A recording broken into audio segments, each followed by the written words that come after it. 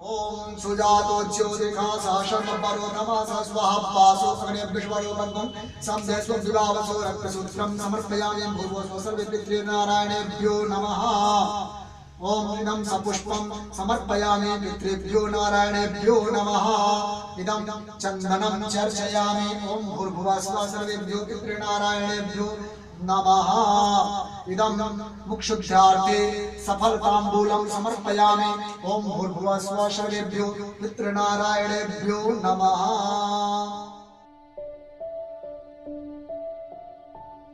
इस दुनिया में अगर कोई चला जाता है तो उसके परिजन पूरे रीति रिवाज से अंतिम संस्कार करते हैं, क्योंकि हिंदू धर्म में मान्यता यह है कि अगर मरने वाले का अंतिम संस्कार ना हो तो उसे मोक्ष नहीं मिलता।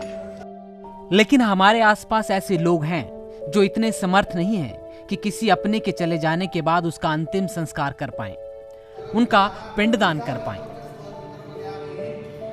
लेकिन इस समाज में चंडीगढ़ के रिटायर्ड इंस्पेक्टर जैसे लोग भी हैं जो इस दुनिया को अलविदा कह चुके लोगों को मोक्ष दिलवाने के लिए अपने जीवन के बहुमूल्य 25 साल दे चुके हैं और ये काम अभी भी जारी है।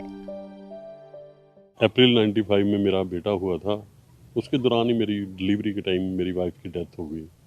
तो उसके बाद दिल उलझन में रहना शुरू हो गया। तो अक्सर मैं शमशान घाट वगैरह में जाके बैठ जाता था, कभी कहीं कभी कहीं। उन्होंने देखा कि शमशान घाट में बहुत सी अस्थियां लावारिस पड़ी हैं, जिन्हें गंगा में प्रवाहित करने के लिए कोई नहीं है। फिर मैंने सोचा दुनिया में आया कोई ना कोई काम ऐसा कर देना चाहिए जिससे हमें तो है, औरों को भी और लोगों को भी इसकी प्रेरणा मिले।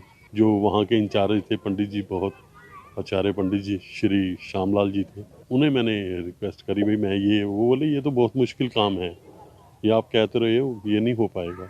फिर रिक्वेस्ट करी तो फिर उन्होंने मेरे से बोले भाई चलो आप शुरू करो। उनके आशीर्वाद से मैंने ये काम शुरू कर दिया। तभी से ये काम शुरू हो गया जो अभी तक जारी है। पिछले 25 सालों में वो करीब 30,000 लोगों की अस्थियों को हरिद्वार जाकर प्रवाहित कर चुके हैं। में कई गरीब लोग हैं, कई लवारसों की अस्थियां हैं और कई अमीर हैं जिनके पास समय नहीं, वहीं छोड़ जाते हैं। पर पता नहीं परमात्मा ने ये मेरे पे कृपा करी है कि ये सेवा मेरे को दी है। उनके साथ हमारा यहाँ कोई रिश्ता है, ये जोड़ा तो उसने है। मैं तो यही कहता हूँ ईश्वर से, तेरी कृपा से हम सजे हैं, नहीं तो मोसो गरीब करोड़ पड़े हैं। श्यामलाल चंडीगढ़ पुलिस से बतौर इंस्पेक्टर पिछले साल ही रिटायर हुए हैं। पुलिस की नौकरी के दौरान उन्होंने अस्थियों को प्रवाहित करने का काम जारी रखा। वो महीने में एक बार हरिद्वार जरूर जाते थे, कभी कभी महीने में 2 बार भी हरिद्वार जाते थे। शुरुआत में वो चंडीगढ़ के सेक्टर 25 के शमशान घाट से अस्थियां इकट्ठा करते थे, लेकिन अब वो चंडीगढ़ के अलावा मणिमाजरा, पंचकुला, पानीपत, पटियाला, मोहाली, जीरकपुर, शिमला या किसी भी शहर में जाते हैं तो वो शमशान घाट में पड़ी लावारिस अस्थियों को ले आते हैं और उन्हें गंगा में प्रवाहित कर देते हैं।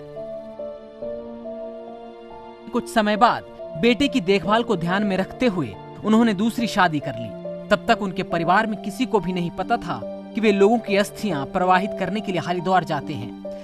हाँ, वो शुरू में तो मैंने बताया ही नहीं, पहले यही कहता था डाक ड्यूटी है, मैंने जाना है, कोई ऐसी ड्यूटी के लिए जाना है, ऐसे कहता रहता था।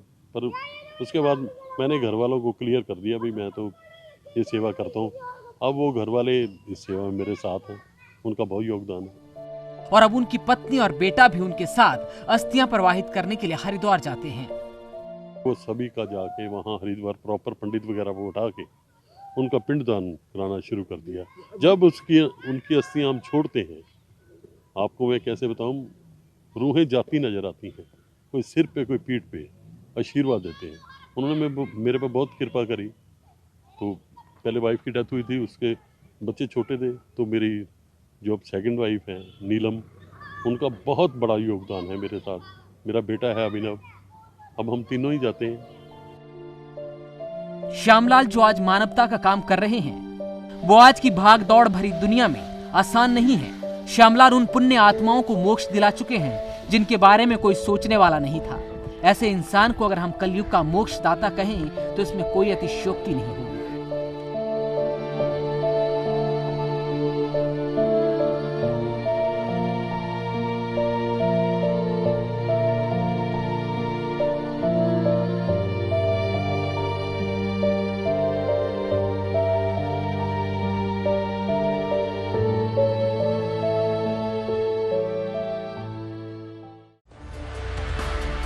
2400 घंटे लगातार खबरें देखने के लिए डाउनलोड करें ईटीवी भारत ऐप।